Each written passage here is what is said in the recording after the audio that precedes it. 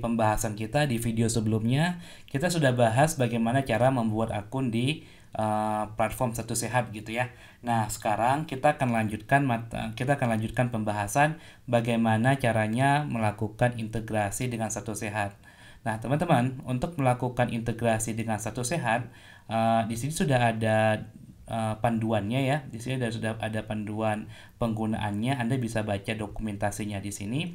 Yang pertama yang akan saya bahas adalah di sini sudah ada dokumentasi seperti yang saya bilang tadi. Nah, di sini dimulai dari penjelasan tentang apa itu Satu Sehat, layanan Satu Sehat apa saja, kemudian di versi 4 ini informasi apa saja yang terbaru, kemudian di sini masuk ke panduan registrasi dari mulai daftar dan aktivasi akun yang sudah kita lakukan di episode sebelumnya, kemudian dari mulai login yang sudah kita lakukan juga ya, sehingga kita bisa mendapatkan informasi tentang akses kode API karena kita sudah berhasil login. Nah, kemudian di sini ada akses kode API, di mana di menu informasi akses kode API sandbox ya. Jadi yang kita dapat sekarang itu akses kode API untuk sandbox sebenarnya. Oke, karena untuk production nanti kita perlu melakukan pengajuan deregistrasi institusi. Kemudian pihak Kemenkes akan melakukan verifikasi. Kalau misalnya verifikasi kita lolos, maka kita akan mendapatkan kode API untuk production. Jadi yang kita dapat sekarang itu baru sandbox untuk kebutuhan uji coba. Nah, kemudian di sini ada informasi Postman Collection ya. Di bagian informasi Postman Collection ini ada informasi endpoint yang nanti akan kita gunakan selama proses development. Jadi selain informasi endpoint, pihak Kemenkes juga sudah melakukan atau menyediakan dokumentasi dalam bentuk Postman Collection. Jadi di sini kalau misalnya kita klik nanti akan menuju ke informasi Postman Collection yang bisa kita gunakan untuk melakukan testing API yang sudah diberikan gitu ya. Nah, tentu untuk melakukan testing itu kita harus melakukan atau menginstal tools-tools yang nanti mendukung proses development kita. Yang pertama, kita harus sudah menginstal Postman gitu ya. Bagi teman-teman yang belum install Postman, teman-teman bisa download Postman secara gratis di situs postman.com, nanti klik /download. Nah, nanti teman-teman bisa pilih di sini teman-teman menggunakan sistem operasi apa, seperti itu. Silahkan di-download dan silahkan di-install.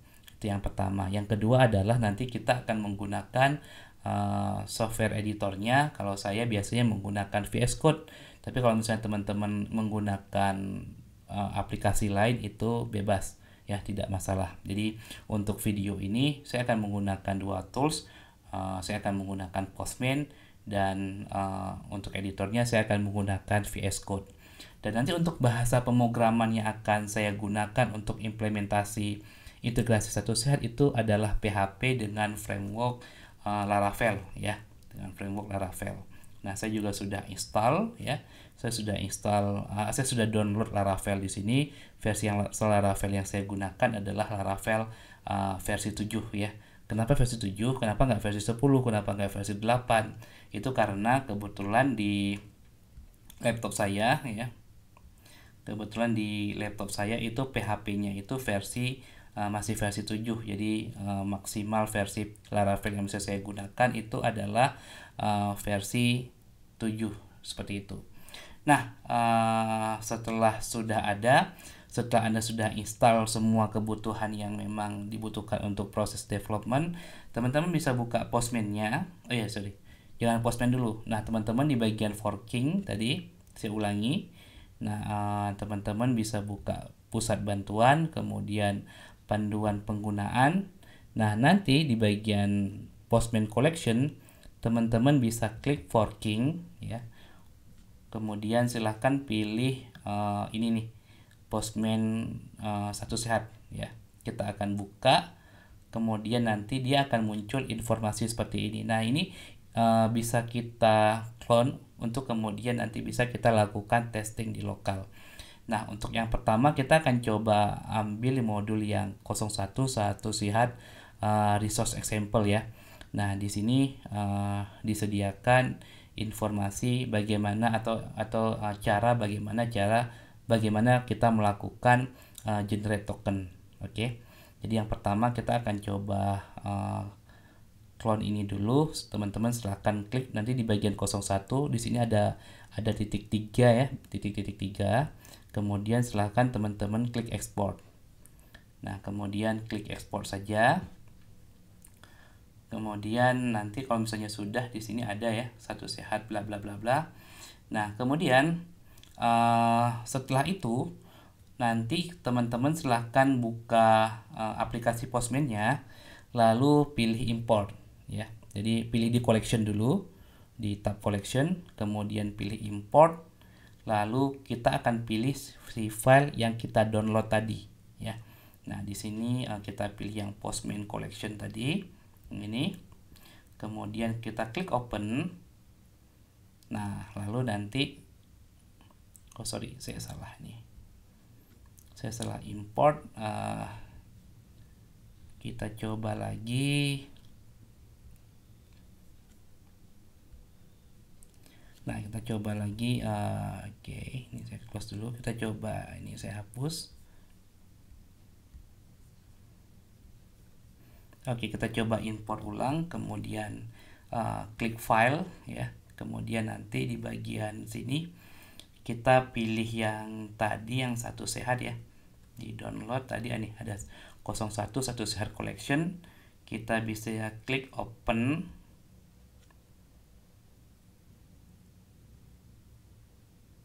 Lalu tunggu sampai proses importnya selesai. Nanti akan muncul list informasi endpoint yang bisa kita gunakan di sini. Nah, itu yang pertama adalah kita import collection-nya terlebih dahulu. Yang kedua yang perlu kita import adalah environment-nya ya. Jadi untuk environment-nya caranya itu bisa klik di bagian environment di sini. Nah, teman-teman bisa pilih yang mana akan kita gunakan. Tentu di tutorial ini kita akan menggunakan versi development ya. Jadi silakan klik 3 kali di bagian titik 3 ini maksud saya, kemudian klik export. Nah, nanti setelah itu kita akan coba import lagi di Postman kita ya. Klik tab environment, kemudian pilih import, lalu pilih filenya. Oke, tadi satu sehat collection ya. Kemudian kita akan coba cari, tadi itu nama filenya adalah satu sehat development. Oke, kita cari file, kemudian download satu sehat development. Di mana dia?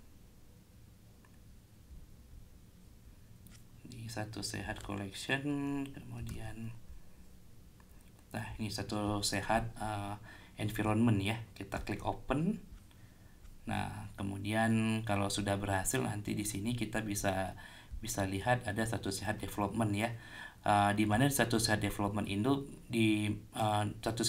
ini berisi dari informasi-informasi yang akan kita gunakan. Jadi seperti out URL, base URL, consent URL ya. Nah, itu ada di sini. Client ID, secret ID, token itu juga informasinya ada di sini seperti itu.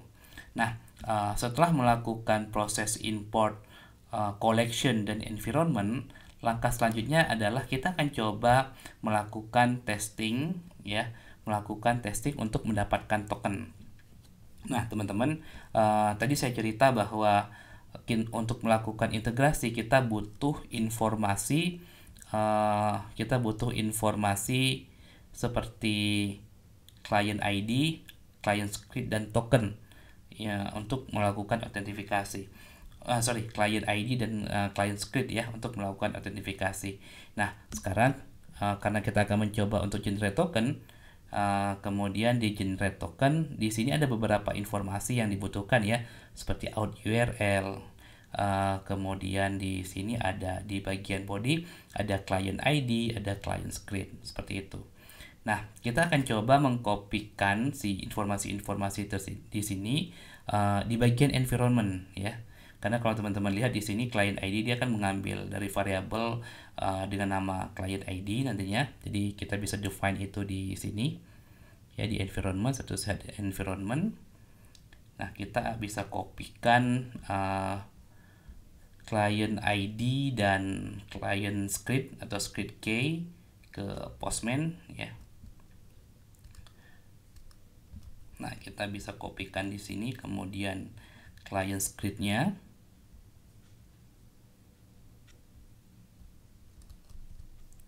Kemudian kita bisa, oke, ini kita save, jangan lupa ya environmentnya di save. Kemudian di bagian collection kita klik generate token, dan nanti di bagian environment ini kita pilih yang status head development seperti itu. Nah, client ID ini sekarang kalau kita klik ya, dia akan berisi value yang kita isikan tadi. Nah, jadi kalau misalnya sudah ada value-nya, tinggal sekarang kita klik send untuk melakukan testing autentifikasi. Oke, katanya the client script combination nggak sesuai ya. Kita coba cek lagi untuk memastikan ya. Atau kalau misalnya nanti di sini gagal ya, Anda bisa langsung mengkopikan. Nah, oke, ini URL-nya sudah benar. Kemudian tapi ininya nggak salah katanya. Oke, coba saya langsung bypass saja client ID dan client script-nya itu di sini. Oh, sorry, saya salah tadi. Saya kopikan kayaknya tadi. Sebentar, saya coba lagi. Kita kopikan client key-nya di environment, kemudian di sini. Kemudian kita kopikan lagi yang script key-nya. Kemudian kita simpan, dan di bagian generate token kita coba kirim lagi request-nya. Oh, masih gagal juga. Nah, kalau misalnya gagal seperti itu, coba kita langsung bypass di sini ya. Kita langsung bypass client ID-nya di sini, kemudian client script-nya juga kita akan langsung bypass di sini. Oke, klik send. Nah, kalau misalnya nanti dia berhasil, dia akan dapat informasi seperti ini ya. Jadi ada pilotnya, refresh token expire-nya kapan, organization name-nya, developer email-nya, token, kemudian ada access token, ada application name, dan seterusnya ya. Nah, dimana sebenarnya informasi yang penting di sini itu adalah access tokennya, karena nanti access token ini yang akan kita butuhkan atau kita gunakan ketika kita melakukan request ke platform status sehat. Jadi silahkan nanti setelah berhasil login Anda simpan access token ini ya, bisa disimpan di database atau disimpan di Redis ya. Itu tergantung bagaimana teknik Anda melakukan implementasi menyimpan akses token nantinya. Tapi yang jelas sampai tahap ini kita sudah berhasil mendapatkan token ya, atau melakukan autentifikasi.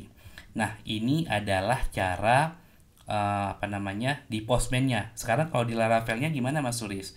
Nah, kalau di Laravel-nya sendiri kita akan coba bikin satu controller untuk autentifikasi gitu ya.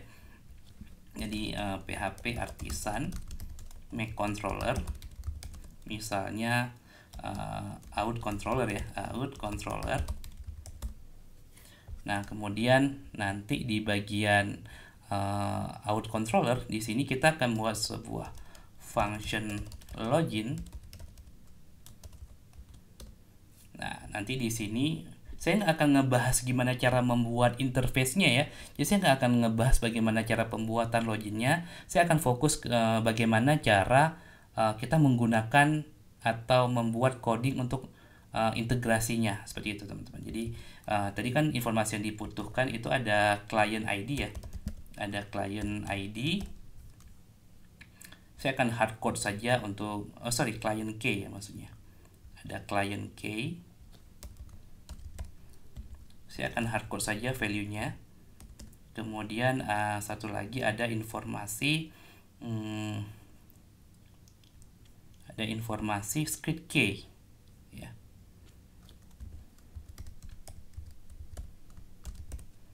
ada informasi script key. Nah, kemudian ini adalah informasi yang dibutuhkan untuk login. Kemudian untuk endpointnya sendiri itu adalah, kita bisa cek di sini, saya akan lihat di sini. Nah, ini adalah informasinya ya untuk melakukan autentifikasinya. Dia ngirim request ke sini. Jadi ini URL-nya. Kemudian untuk melakukan request-nya kita akan menggunakan Gazelle ya. Jadi kita coba cek Laravel Gazelle. Nah, kita akan coba cek codingnya seperti apa di bagian request data. Nah, di dokumentasi kan untuk melakukan login itu menggunakan method post ya. Nah, jadi kita juga akan menggunakan method post untuk melakukan login tadi. Nah, ini contoh penggunaannya. Jadi codingnya bisa di sini. Nah, bagian URL-nya bisa kita ganti dengan URL. Kemudian bagian pilotnya ya, ini bisa kita ganti juga ya. Kalau misalnya kita lihat di dokumentasi itu yang dikirim adalah yang dikirim ketika login itu adalah client ID dan script key seperti itu ya. Jadi kita bisa bikin seperti ini kurang lebih. Oke, ini kita ganti, ada client ID, isinya adalah client ID yang di atas, isinya adalah client key. Kemudian ada lagi informasi client script.